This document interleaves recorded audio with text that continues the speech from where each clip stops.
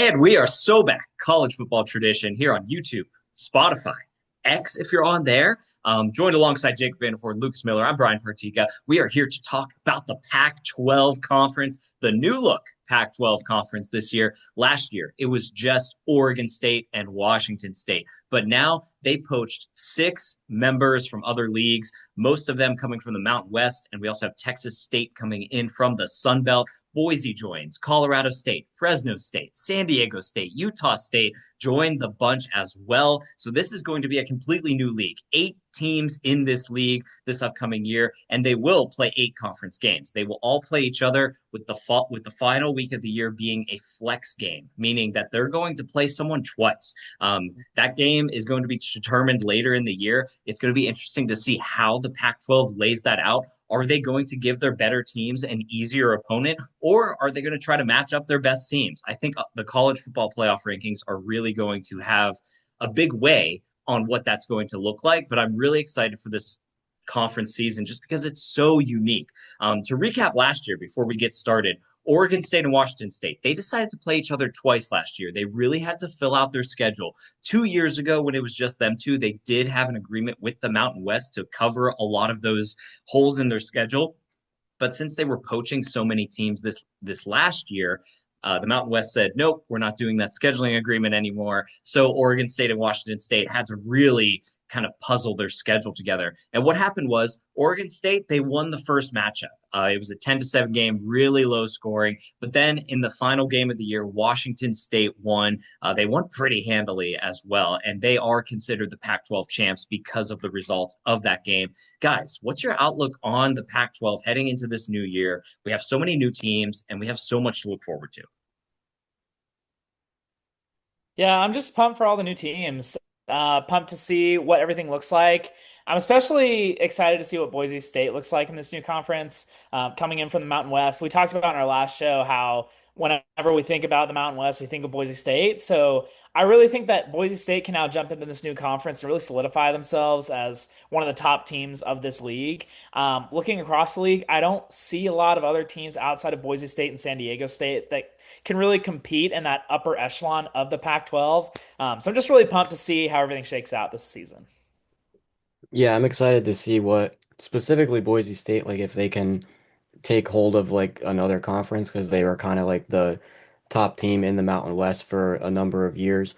But now, they have the opportunity to play some other competition. And I think another thing I'm really excited for is just seeing how these Mountain West schools kind of can shape the new Pac-12. Like it's a conference that I used to always love to watch.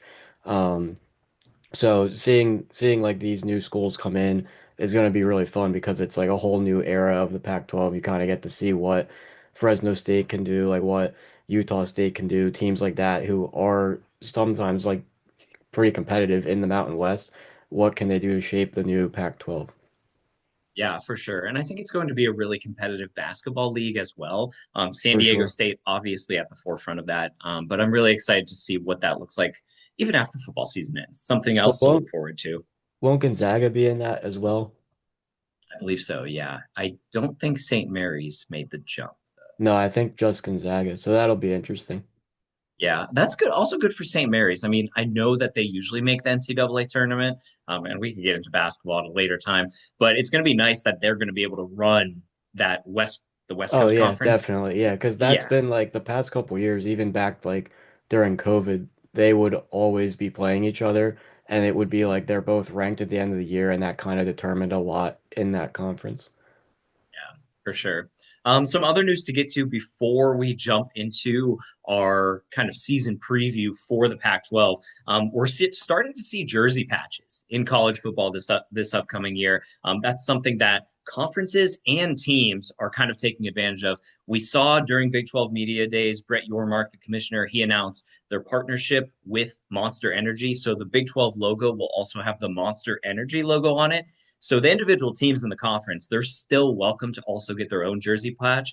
But that's one that the Big 12 kind of took advantage of. A lot of people think that they got kind of sniped on that deal a little bit, just because of the valuation of what it was at, like that monster logo is going to be on every team's jersey, all 16 teams. It might be on the field as well. So there's that. And then we saw today two big announcements. That was Ohio State. They were partnering with JP Morgan Chase. So they'll have the Chase Bank logo on. And that's a $17 million a year deal, which is pretty significant. It was the largest in college football until a few hours later when Notre Dame announced that their partnership with SoFi is going to be in the 18 to $20 million range. So Notre Dame's playing chess out there, guys. Like they waited for that announcement. I wonder if the deal with SoFi didn't close until a school like Ohio State jumped on board. Yeah, I don't really know too much about like what went into all that because I saw that today and I was kind of like really surprised. But I remember they had, was it like in 2023 or 2024 where they were allowing teams to actually put more advertisements like on their turf and on their field? That was kind of like the first step to this, I feel like, because that I guess it used to be, I guess it kind of always used to be a thing where like teams would have different sponsorships on their field. But now, like in the NIL era, I feel like a couple years ago, I remember that happening where teams were getting paid more um, for having those advertisements on field, and now it's grown to players wearing them on their jerseys. So it's just kind of like you can see how much that has grown over the past couple years. Yeah, I think especially in an NIL era, we're going to see this more and more. I think a lot of schools and teams and conferences are struggling to adapt to this new world just because there's just so much money being thrown around, and they need to be able to find ways to get some of these big time five-star players from high school and in the transfer portal, and they need to find ways to lure them there. And so if they get contracts like this, Ohio State, Notre Dame, not like they need, to have that money to get these recruits because they're automatically going to get them with the way they've been playing. But some of these other teams are going to have to start competing with Notre Dame and Ohio State to get some of these deals, get some of these patches. I think the patches are kind of sick. Like I think it's cool to kind of rep that on your jersey and things like that. But the more and more we see it kind of infiltrate the fields and the stadiums, and I'm starting to wonder like, are we going to get stadiums that are named after like SoFi and crypto and stuff like that. Like you think about Staples Arena, the more that they were bought out in the NBA, they became Crypto Arena, stuff like this. I wonder if we're going to get that in college football, where your memorial stadiums are going to turn into like bank named fields and stuff like that. That'll be interesting to see. Yeah, I could think of how many memorial stadiums are in the Big Ten. There's like three, isn't it? Because Yeah, yeah. Illinois and Indiana and Nebraska are all Memorial Stadium. I feel like a couple of them could go into They this could change naming it up. rights. They could Yeah, change it up, yeah. I think. Yeah, they're all historic within their own right. I think two of them, I think, opened within months of each other in the 1930s. We're gonna have to get onto that at some other point. But yeah, That'd I be a think you're fun so right. podcast to do, like a stadium pod talking about the history of stadiums. A whole new series, bro. Yeah, that Whole would new be cool to series. do. Yeah, that would be a lot of fun. Dang. Yeah, that would be awesome. Um, I think that there are some cool stadiums in the Pac-12 this upcoming year. I mean, Yeah. I've always looked at the Mountain West as like, this is not the same as the MAC. It's not the same as Conference USA. It's not the same as the Sun Belt. Credit to those stadiums as well. But the Mountain West, I feel like, has always had large stadiums with beautiful backdrops. And Boise is one of them. They are a team coming into this year that probably has the most experience. They're the only team in the Pac-12 ranked in the top 40 of the ESPN SP Plus. I think that they're going to be pretty talented this year. Max Matson returns for the Broncos. This is a team that a lot of people didn't have on the radar last year after they got washed by South Florida. They were non-competitive against Notre Dame, but they still won the Mountain West. They, like you said, Lucas, in our Mountain West episode, they beat UNLV for the third straight year to win that title. And now they join a league with another champ. That's Washington State, who didn't have a bad year as well. I believe they were 7-5 last year. So this is going to be a very interesting test for Boise State. And I'm looking at that non-conference schedule to start at Oregon, who's probably a preseason top four team. Memphis, who also plays UNLV. Memphis is one of the favorites in the American. South Dakota, one of the biggest players in the Missouri Valley Football Conference, alongside South Dakota State. at Western Michigan, the reigning MAC champs. That's one of the toughest non-conference schedules in the country, in my opinion. Yeah, I mean that Yeah, if is go ahead. no, sorry, I was gonna say if they can get out of that with 2 wins, that is an accomplishment, I think. Like South Dakota, they should be able to win that. But the rest of them, like Oregon, Memphis, Western Michigan, like even at Western Michigan, people are gonna say, "Oh, Boise State should win that," and they probably should. But I don't think you should sleep on Western Michigan, who, like Bryan said, was MAC champs last year. Now you've got Memphis coming onto the scene, like we've talked about in previous podcast episodes, American favorites, possibly favorites.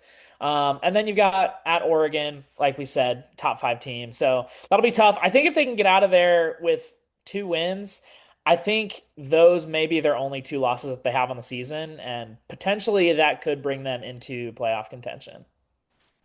Yeah, I mean, this is obviously a team who is very experienced. If you have Madsen coming back, and then they also, their coach Spencer Danielson has been great as during his tenure there.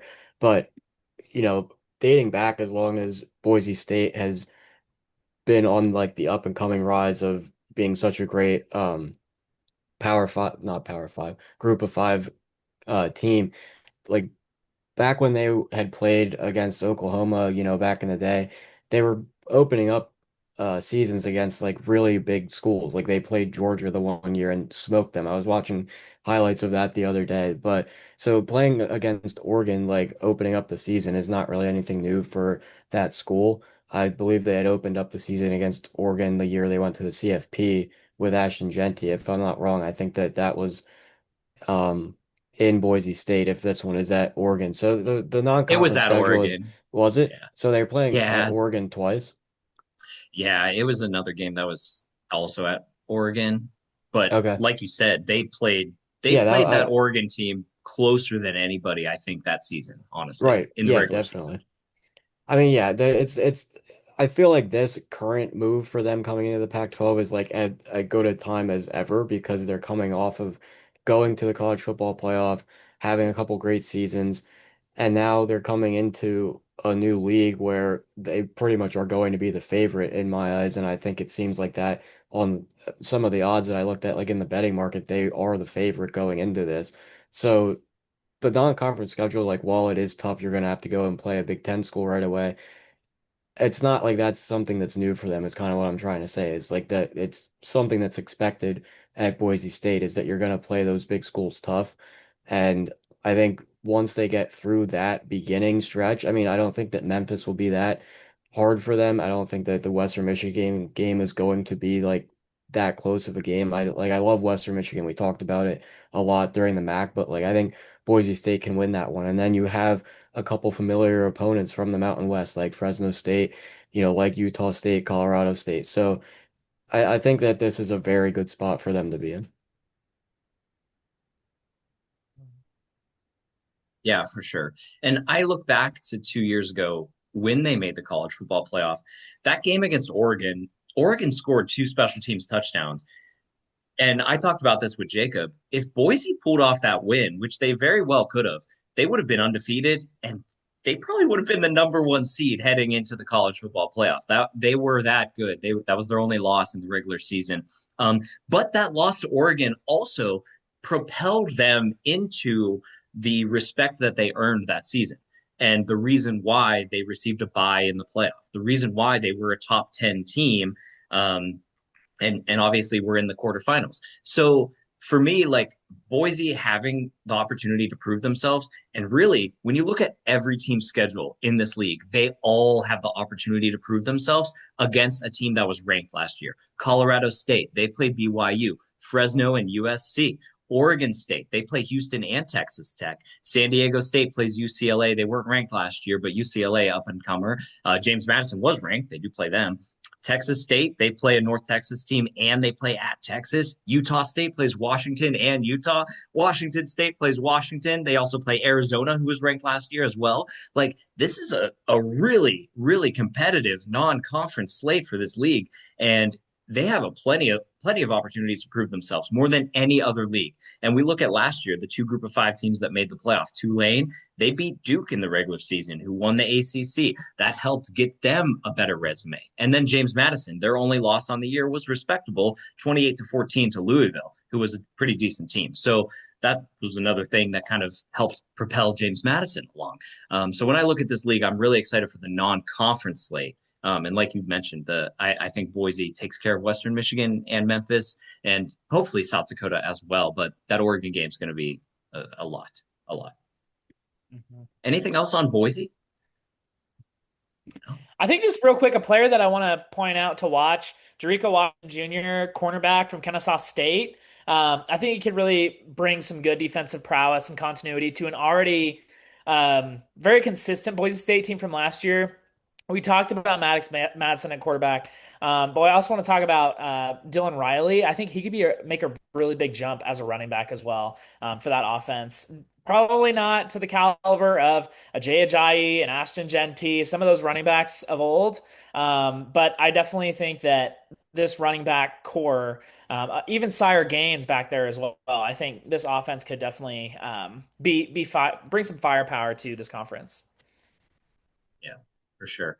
This is a team that I know we're always going to be talking about. They are one of the programs, the premier programs of the 2000s on the group of five level. So I expect them to compete right away in this league.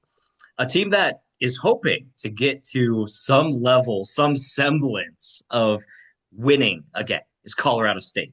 They bring in Jim Mora. His first year, he came over from UConn last year. Really successful season at UConn, 9 wins, and he brings a lot of players with him. They're going to have a running back battle on their hands. They got Darrell Robinson from Auburn, Mel Brown from UConn comes over, and Oliver Lundberg.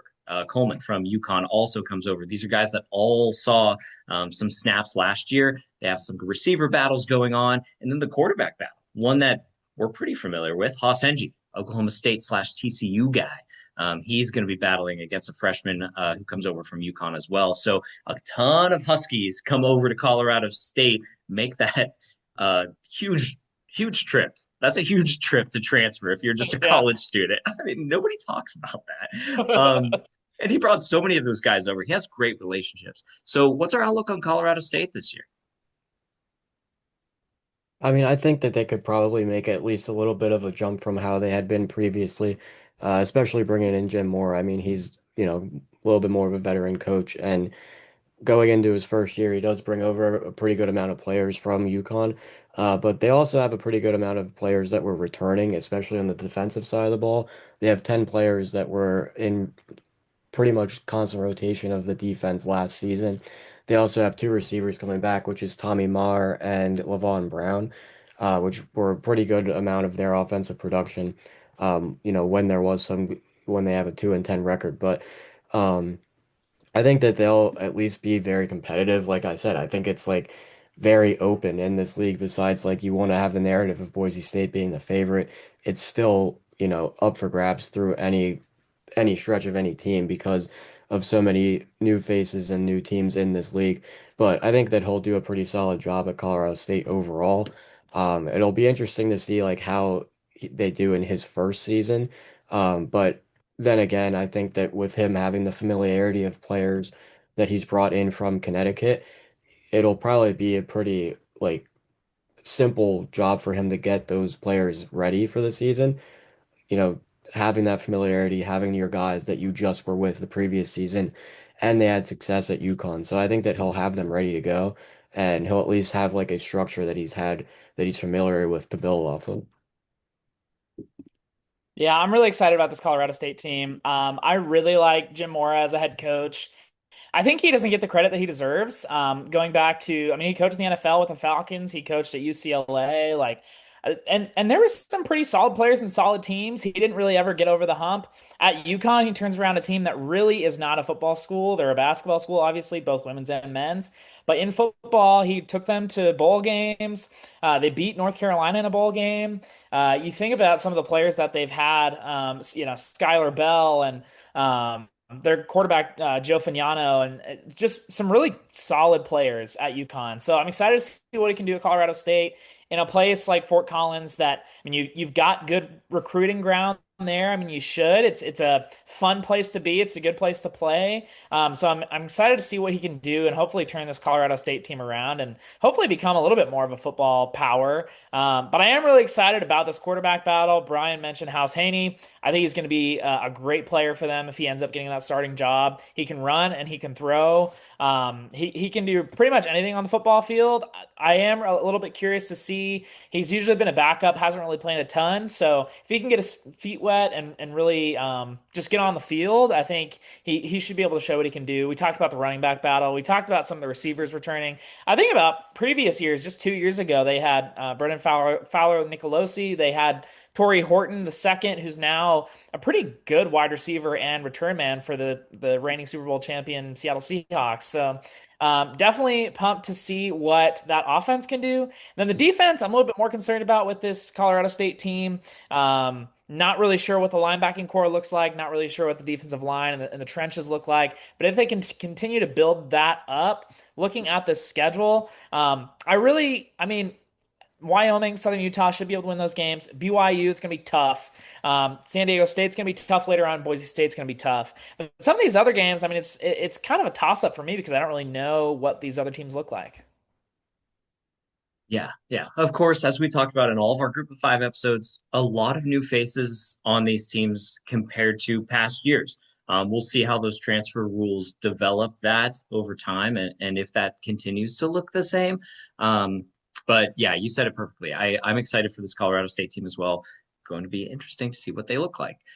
Fresno, this is a team that, much like Boise State last year, up and down, man. Like they got walloped by Kansas to start the year. Then they rattled off a bunch of wins. Then they lost to Colorado State.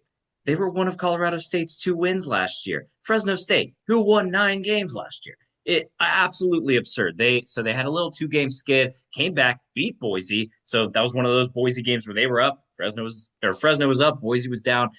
This is an offense that was capable of scoring 50, 60 points, or I should say 40, 50 points, but also capable of laying an egg. So I don't have any idea what this team is going to look like going into this year because they're dealing with a quarterback battle, brought in some transfers.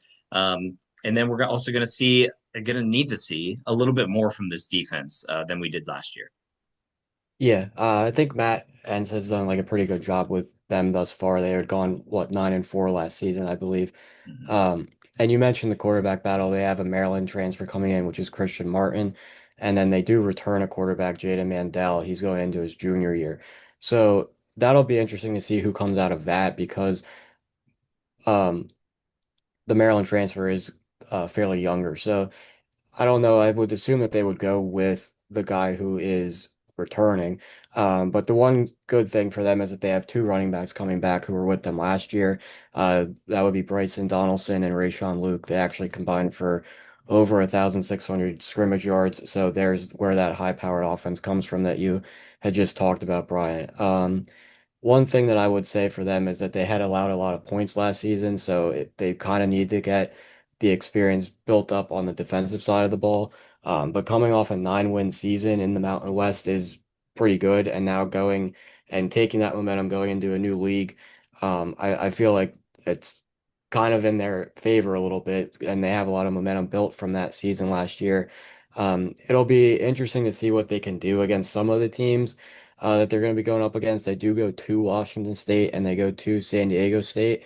So those are 2 games that are kind of like highlighted for me, at least on their schedule.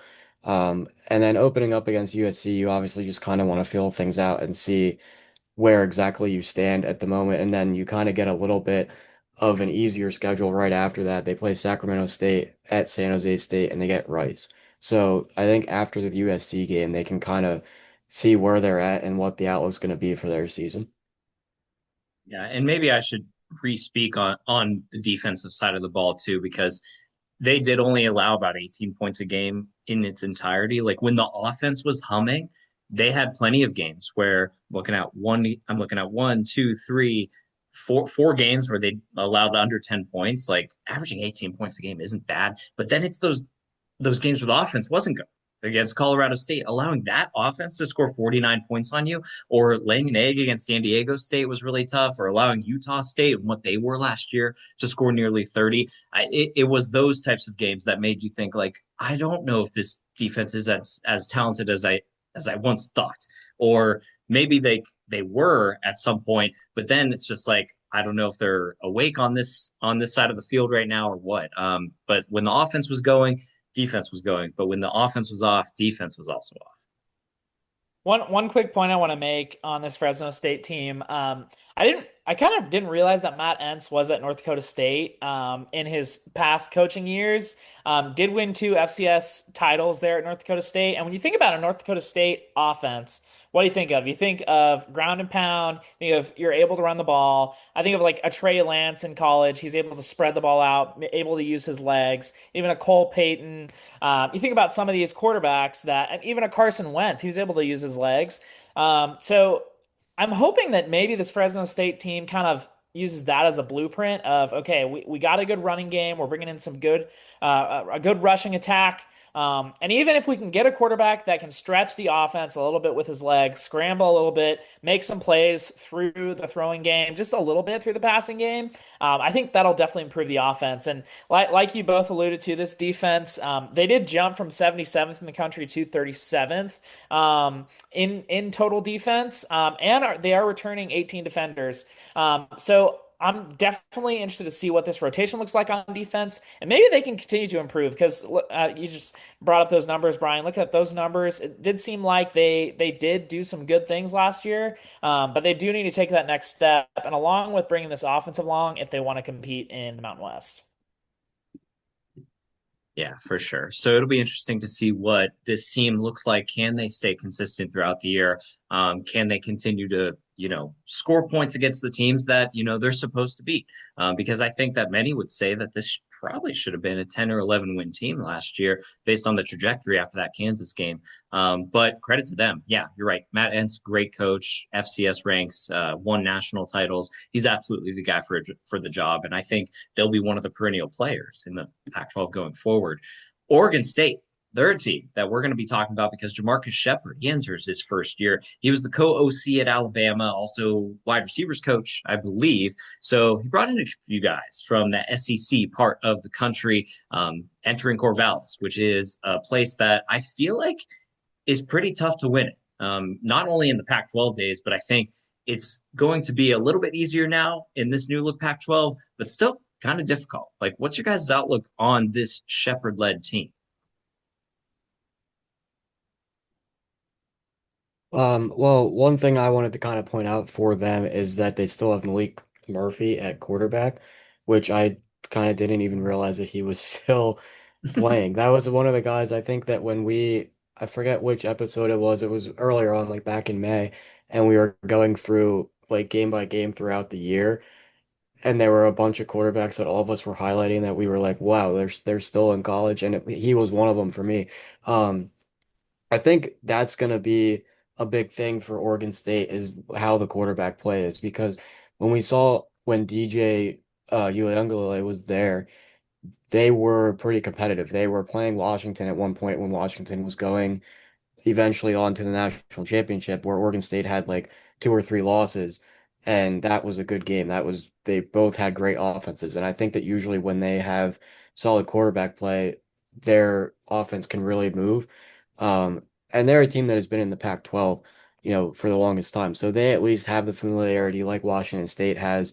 To play in this conference, but the out of conference is pretty interesting for them. They have to go and play two Big 12 schools right off the bat in Houston and Texas Tech. Even the Montana game will be kind of interesting because that's a team that's usually very good in the FCS ranks. So their non-conference is very tough at the beginning. So I think if they struggle there, it could go a little bit downhill for them. I don't know if they would be able to bounce back, but they're definitely a team that we can look at as, they could make some noise this upcoming season.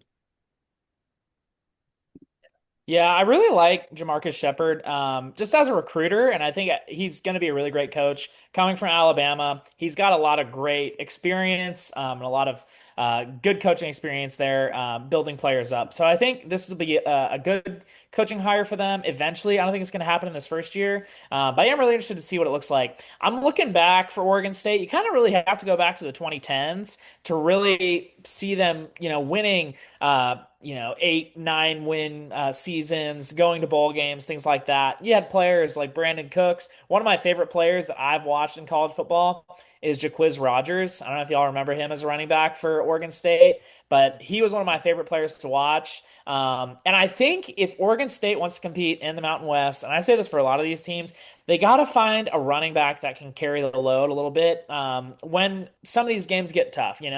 As they get down the stretch, non-con, you might drop a couple games, but if you want to make a bowl game, you got to be able to win some of these games towards the end of the season. You got to have a good running back that can shoulder the load. You got to have a quarterback too that if the running back's not there, you got to be able to throw the ball if you can. Obviously, it's hard to have both sometimes, but I would love to see Oregon State get back to those Jaquiz Rogers running back days and have that strong defense that can plug up the run, intercept some passes in key moments. I think that's really the only way that Oregon State's going to be able to compete against a Houston at Houston, a Texas Tech at the beginning of the year. You're looking at games like San Diego State, Colorado State, and Boise State. I mean, and some of these other games we talked about Fresno State. So, I mean, I think they can make a bowl game. I think, but it's definitely going to be a trudge through this season. Did Mhm. Jaquiz Rogers play for like Atlanta and Tampa Bay? Is that who you're talking about? Yeah, Yeah, I remember him. I think that he played with Michael Turner on Atlanta, right? Like they yeah, were 1 and 2 there. yeah. Yeah, I mean they do have a returning running back as well in Cornell Hatcher, that'll be interesting to see if he can really, turn into something special for them at the running back position. But I would kind of more wonder who Malik Murphy's going to be throwing the ball to. I know that they did bring in a couple transfers, like from I think one of them was from Texas. So like they have a couple guys that came in from SEC ranks, but how good are they going to be down the stretch when they're playing the Fresno States, when they're playing, a couple other teams in this conference, like Washington State, like San Diego State. Yeah. I think that this Oregon State team, like, they played Texas Tech last year and they got housed in that game, as a lot of teams did. And they played Houston. That was one of the weirder games. I believe that was a Pac-12 after dark game. I remember Oregon State being up like 24-10 with like 10 minutes left. And then Houston came back, blocked a couple field goals by Oregon State, including one that was supposed to be a game winner, I think. And then I think Houston won in overtime. But that was just like a weird classic Pac-12 after dark game. But so if Oregon State can come out of that stretch 2-2, obviously you don't want to lose to Montana, even though they are a respectable opponent, and you don't want to lose to UTEP. But they can come out of there 2-2. I'll be a little bit more positive on the Beavers heading into Pac-12 play. Going into San Diego State, it's Sean Lewis. He's 12-13 over his short tenure there, coming over from, he's been a couple of different places. He was at Colorado. I believe he was the offensive coordinator there. Before there, Kent State did a pretty decent job there. And he enters the season where the non-con schedule at UCLA with a new coach, Bob Chesney. Then you play James Madison, who Bob Chesney left that program for UCLA. And then you play at a good Toledo team. So very interesting non-conference schedule before you get into conference play. What's our outlook on the Aztecs this year? They're one of the projected favorites as well. I think they could make a run in this league. So a lot of us know that Bryan has a college football fantasy league, and I just kind of lucked into picking San Diego State last year. Really, just I was like, well, I guess I got to pick San Diego State, and they really surprised everyone. They were one of the teams for me last year that was carrying me through that league. It was them, BYU, and Georgia Tech. Really, teams that you don't think about, but they carried me, and so I'm always going to be Team San Diego State. I think they've got some great players. I really like their quarterback, Jaden Denegal. He is one of my favorite players in college football. I really also love Lucky Sutton as a running back. And they've got a guy named Christian Washington as well, who's another running back. That duo is going to be fantastic. They've got 14 touchdowns combined from last year. over 1,500 yards rushing. So I'm really excited to see those three kind of carry the offense. And I'm also pumped to see what wide receivers can bring in as well. Sean Lewis, we think about him as a head coach. He's third year, 12 and 13 overall. But last year, I mean, it was a great team.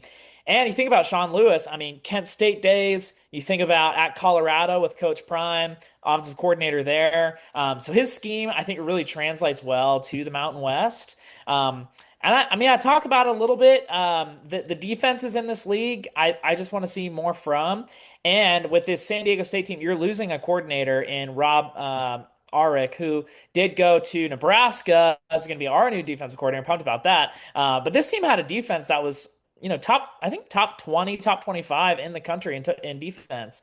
And so I am interested to see what a new regime can bring to this defense. They are bringing a linebacker named Cameron Cooper, who's going to be one of the top transfers, I think, coming in from Western Colorado, from the D2 ranks. So definitely interested to see what the defense can do, but I really think this offense can carry the San Diego State team through this schedule, just with the continuity that they're bringing back. I think the only games that they will probably drop will be at a UCLA, which, I mean, you never know. They could pull that out, James Madison potentially, and then Boise State to round out the year. But I think if they can win most of their games, and then at Boise State week 12, that could be a potential preview game of something yet to come as we get towards championship season. I don't really have So much else to add entirely on San Diego State. I mean, I would love to see them get back to like, the days when they were really a great team to be, a team that nobody really wanted to play like in the Mountain West. Like it would be great to see them doing that in the Pac-12. And I think Jacob, you made a lot of really good points on the defensive side of the ball. At least they have a couple of good transfers coming in at linebacker. If they can really round out that defensive front, I think that they should be a really solid team. yeah, I think that they're one of the players absolutely this upcoming year. A team that, pretty much is always talked about in the coaching carousel world, at least over the past 2 years, because of GJ Kinney at Texas State. He enters his fourth year, 23 and 16 overall. San Marcos traditionally has not been an easy place to win, but he's turned that around. And especially last year. I mean, I don't think that many people expected this team to go bowling last year, especially when they were sitting there at 3-6. They rattled off three straight wins to end the year. This was a very emotional team last year because they had a 5 game stretch where they lost all 5 games. 2 of those games were games that went into overtime. 2 more of those games were games that were decided by 3 points or fewer. They did get housed by James Madison, but to go and lose 5 straight games after starting 3-1 and then being 3-6 and being like, hey, we have to win out. They not only won out, they beat up on their opponents. They beat Southern Miss 41-14, won their next game 31-14 over ULM. South Alabama 49-26. Then they went and won the Armed Forces Bowl over Rice. That game was in Fort Worth. So this was a team that I felt like went through so many different emotions last year. I'm excited for them to be in the Pac-12. They are definitely a different recruiting ground than the rest of the conference. And I'm excited for GJ Kinney, one of the best group of 6 coaches, along with Spencer Danielson at Boise State and a couple other guys. But what's our outlook on the Bobcats this year? Yeah, I mean they had back-to-back seasons in 2023 and 2024 where they were 8-5. They're definitely a team that throughout their time in the Sun Belt has been one that we usually see playing in bowl games where they only have like 4 or 5. Sometimes they're 6-6, and they'll sneak in somewhere. But I think that they have a really good chance this year to do something special in their first year in the Pac-12. They have a couple returners coming back on the offensive side of the ball, especially their quarterback, Brad Jackson. He threw for over 3,000 yards last year. I think he'll probably be one of the better quarterbacks this year. Like, I don't know if it'll be as special as what we saw last year from Drew Mestemaker, but at least at this level, I mean, you don't really want to refer to the Pac-12 as like group of 5 or group of 6, but like Texas State, at least in that regard, like you still kind of would view them like that. So I think as far as those groups of quarterbacks go, he should be very, very good this year. He also brings back his top 2 targets from last year, which is Bo Sparks and Chris Dawn Jr., which were large contributors to that 3,000-yard passing season that he had last year. So if they can pick up where they left off with that trio, their offense should be very good. And I Yeah, give you guys a sorry. oh no, you're good. I was just gonna say a quick stat. Top group of six quarterbacks in 2025 per total QBR. Brad Jackson was number four. He's only behind Byron Brown, who's now at Auburn, Drew Messamaker is now at Oklahoma State, and then Jake Retzloff, who finished up his college career at Tulane. So a lot of really good quarterbacks on this list. And I mean, just him being up there, 74.2 total QBR, like Lucas talked about, 3,000 plus yards passing. And so it'll be interesting to see what he can bring to this new league, this totally new outlook of what could happen in this league, and hopefully they can just continue the trajectory that they're on. I want to give you all a fun fact. Texas State has the best bowl record in all of FBS. They're 3-0 all time in bowl games. All three bowl wins have been the last 3 years. All three bowl wins came over teams in the American, and all three bowl wins came in the Dallas Fort Worth Metroplex. Yeah, because weren't they at the Armed Forces Bowl last year? They played Navy, right? Or It was was that 2 years Armed Forces Bowl last year against Rice. ago? The year prior Right. was the First Responders Bowl against North Texas that they won. That was at SMU. And then the year prior to that was also the First Responders Bowl at SMU, and that was against Rice as well. So 3-0, all in DFW, all bowls Nice. that were against the American Conference teams, and those bowls all relate to kind of service members. Yeah. So very dude, credit to GJ Kenny, man. Like that's quite an accomplishment. Like honestly, Yeah. like that's really awesome. Um, moving on, we got Utah State next team that we're going to talk about. This is a team that I'll let y'all take it away. I got nothing on this team. I mean, I think the only thing that I want to bring up is Bronco Mendenhall. I mean, this guy has been around as a head coach. Like I talked about in the Mountain West episode with New Mexico. I mean, he did a great job in New Mexico. He definitely got some improvement there. I think back to when he was at Virginia, and things like that. It just seemed like everywhere that he has been, he's done a pretty good job, and he always pops up in the coaching carousel. Obviously 6-7 overall with Utah State, but definitely could maybe get some more improvement like he had at previous stops. I mean, his offensive coordinator is there, Robert Anai. He has got some pretty decent transfers coming in. Virginia transfer Eli Wood, Javon Robinson, some pretty good wide receivers coming in. But yeah, I mean, I think just overall this team, I don't really see them doing a ton in this league this year. You just look at their first, several games. You've got at Washington and at Utah.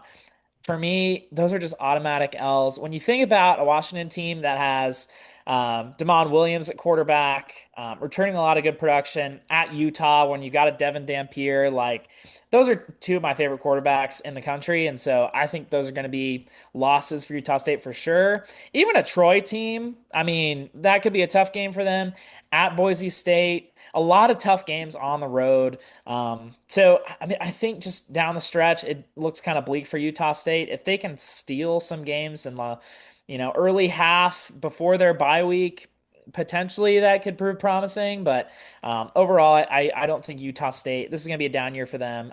And just looking forward to seeing what they can do next year. Yeah, I mean, I think that there's a lot to be excited about, at least for Utah State, because he had 6 wins last year. Did I see that the record was 6-7, but I can't recall. Did that get them into a bowl game? Because I know that they then had 7 losses. Yeah, they lost their bowl game. Okay. Oh, so they were 6-6, lost the bowl game. Yeah, I see. Okay. they're kind of up and down throughout the year. Lost their bowl game to Washington State. Okay. Yeah, I mean, at least so looking at where they're ranked, they're ranked at 89th this year, which is pretty, promising at least for them. With them going into their second year under Mendenhall. He does bring in his offensive coordinator that he was with at Virginia. And on the defensive side of the ball, they return 8 players who had over 200 plus snaps. So that's at least some promising numbers for them. But like the beginning of the schedule is just absolutely just rough. Like you're like Jacob mentioned, you have back-to-back games where you're away against Washington and Utah. They also travel to Boise State. They finish out the year at San Diego State and at Oregon State. And then obviously the flex game at the back half of that schedule. But there are a couple games that I can see being winnable for them. I mean, you play Idaho State, you get Troy at home. That's kind of like their first true home test because of going on the road to Washington and Utah, then coming back home to play Troy. Colorado State's at home, Fresno State's at home. So there's like a handful of games in there that I could see them at least being in contention in.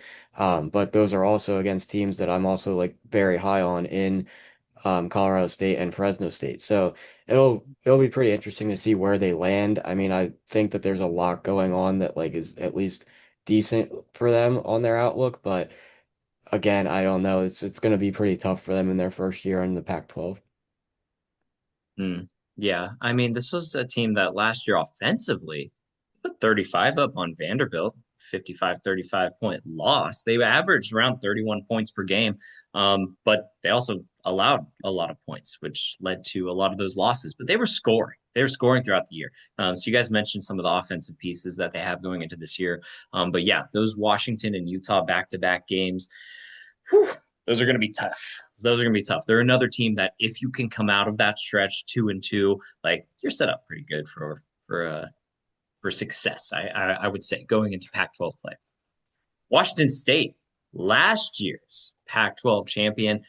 This was a team that ended up going bowling. And this is a team that's really carried the throne, I guess, of the Pac-12 after everybody else departed.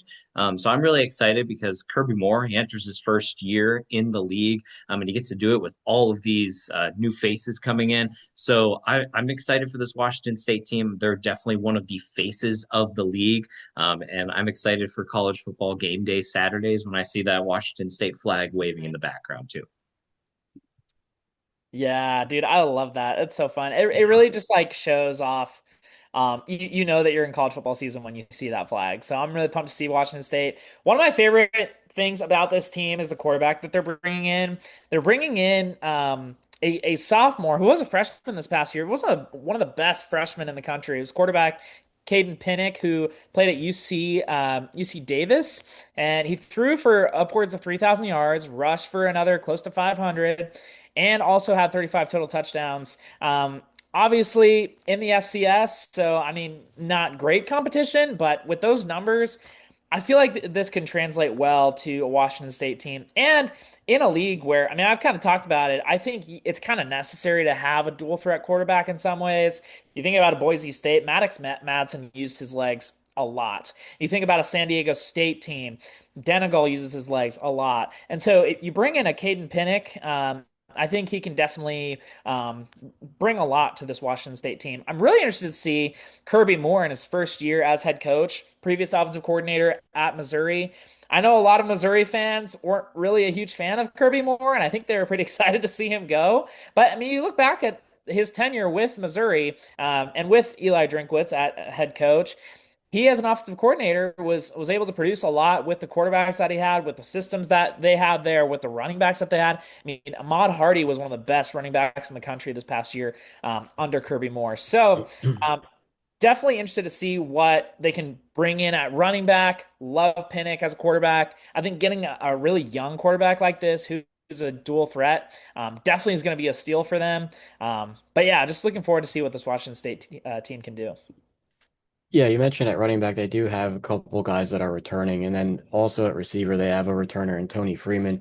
But they have five new transfer receivers coming in. One of them is from UCLA. They have one from Florida and Tank Hawkins. So you at least have experience there from guys who were playing in the Big Ten and in the SEC. The defense is what's going to be probably the biggest struggle for Washington State, like Jacob kind of alluded to.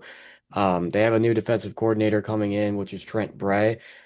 He was most recently with Oregon State, but he has pretty much had to like do a complete overhaul on that defense. They have 17 players who left on the defensive side of the ball, but he is replenishing that with a couple of transfers. They have a couple of edge rushers from Vanderbilt. They have safety from Arizona. and then they have a pretty much big load of transfers that are coming in from the FCS ranks, even one from St. Francis. So I think that they're going to mostly be relying on a lot of younger guys and guys who are a little bit less experienced on the defensive side of the ball.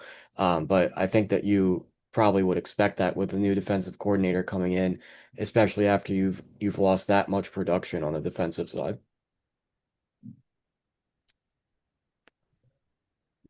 Yeah, I think that's a pretty good analysis on the Cougars going into this year. Kind of had a trivia question before we get into like the flex game talk and maybe even conference championship talk.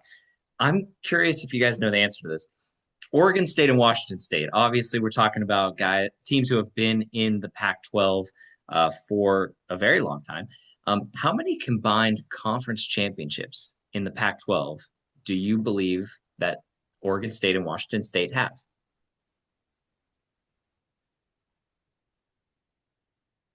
I feel like I feel like it's got to be something. I don't know, because whenever you ask us these questions, it's usually very surprising, either on the low end or the high end. And I am gonna say it's on the lower end, just because I'm thinking about in previous Pac-12s, you had teams like USC and Oregon and teams like that. So I'm gonna say combined less than 10. I'm gonna say eight.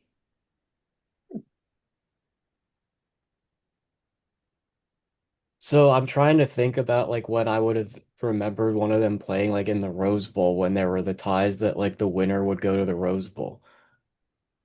Lucas, I don't know if you were born during. I know, but like just to like I at don't know if least I think was about it. born I during. don't know. Um, what I did forgot you Washington say? State had Ryan Yeah, Leaf. Those are yeah. some good years. What was your answer, Jacob? Eight? Eight, yeah. Ooh, that's like weird because I wanted to say six immediately, but it's like that's so close to Jacob's answer. Um, You can say six. I don't think it's over eight, so I guess I'll go with five or six. Okay, gotcha. Both are phenomenal guesses. So the answer is six from my calculation. Nice. So I have Washington State 1997, 2002, 2025. And I have Oregon State in 2000, 2024. I mean, are we really want to count that? And then they also get credit for 2025 for some reason, even though I think that Washington State was the only one who won in 25, but I guess they did split the meetings. So three of those six are the past 2 years when it was just them two. So really, it's only three legitimate Pac-12 Yeah. championships between them. They do combine to have six other championships in the PCC, the Pacific Coast Conference. A lot of teams that were in the Pac-12 that we know of were in the PCC. So I guess if we want to count that, it would be like 12. And then maybe we minus those three that are the past 2 years, so maybe like nine.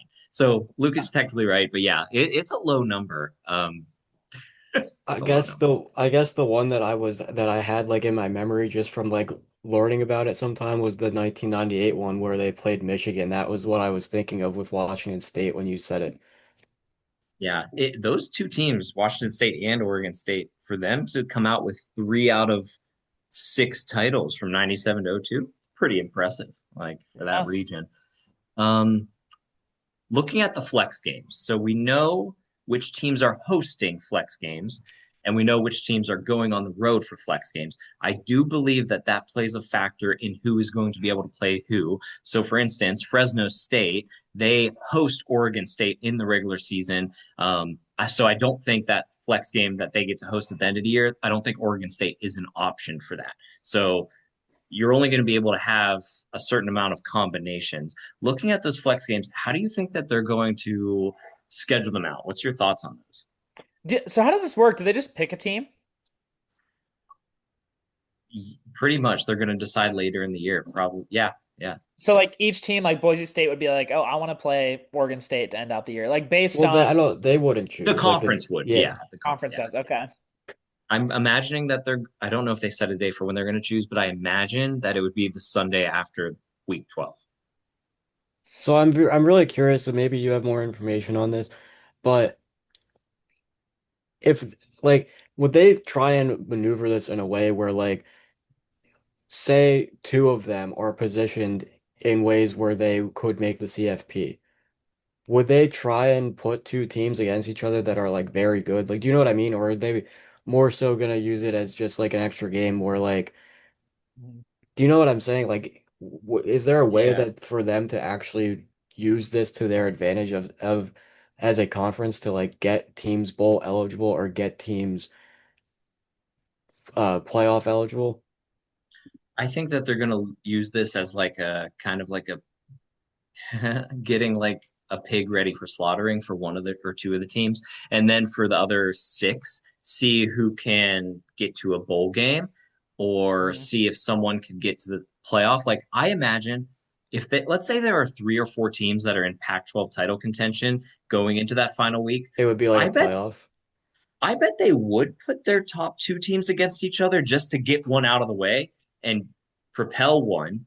And that way they would be playing in the conference championship game. Technically, they would be playing the second best record, but they would really be playing probably on paper the third best team, just because the week before was kind of like your best two teams, but you were really just eliminating one and getting ready for that conference championship to be that third best team to come in.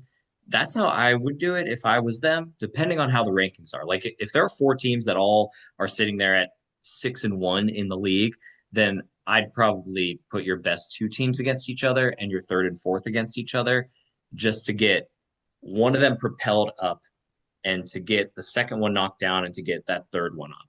That's how maybe I would do it. I don't know. I mean, that would be really cool if they would do it. It would almost be like, in my head, how you're saying it is that if there are four teams in contention for the Pac-12 championship, it would be like semifinals almost to Yeah. get into the conference title, which would be really a really cool thing for Yeah, them it to would be like do. it would be semifinals, but like let's say Boise State is sitting there and they are 9-2 overall, and so is Fresno State. I bet they put the best two team. Like I don't think they put number one versus number four. Even if all four teams are tied for first, I don't think they put number one versus number four. Like I think they put one and two against each other, and then three and four. That's just my projection. I don't know. Maybe not. It could go a lot of different ways. Yeah, I mean, it is going to be really cool to see because I wonder if other leagues would adopt this at some point. Mhm. Because Yeah. there are times in like the SEC where you have like a couple teams that are in contention for the championship and one of them gets snubbed at the end and like Mhm. this could be useful. I mean, I obviously know that like the SEC is just a gauntlet and they have so many games that they play, but it this might be a thing going forward that other leagues do adopt. Mhm. Yeah. I mean, it could be if it works out in their favor, for sure. Um, Mhm. who do you think makes the conference championship game? Who do you think's playing? Um, Me personally, if I'm picking the two best teams, I'm gonna say Boise State and San Diego State. I'll definitely go with Boise State. I'm just gonna go out on a limb and I'm gonna say I want Fresno State to play Boise State. I'm gonna root for them to have a big year. Nice. Nice. Yeah, both are good picks. Yeah, you're talking about the three of the best teams as far as like SP plus in that scenario. I mean, I would love to see Boise State again too. Big Maddox Madsen fan, and I love the schedule. I'm gonna say Boise as well. And I think that they go up against upstart Colorado State in the conference Nice. Jim Mora championship. guy over here. Hell You yeah. know what? They have the easiest walk into conference play. So that's Yeah. what I like the most about this. Like these are tough non-conference schedules. They do it's better than any other league. Way better. Yeah. Lot of room. Lot of room. Anything else on Pac-12 before we wrap up tonight? I don't I don't think so. believe so. Okay, cool. Well, got one more group of six conference to get to. That's the Sun Belt. We're really excited for that 14 team league to talk about who's going to make it out of there and potentially make the college football playoff like James Madison did last season. And then after that, we already did our ACC one earlier this month, but we got the Big 12, the Big 10, and the SEC coming up later in August as we get closer to the regular season. But for Jacob Vanderford and Lucas Miller, I'm Brian Partika. This is College Football Tradition. Nice.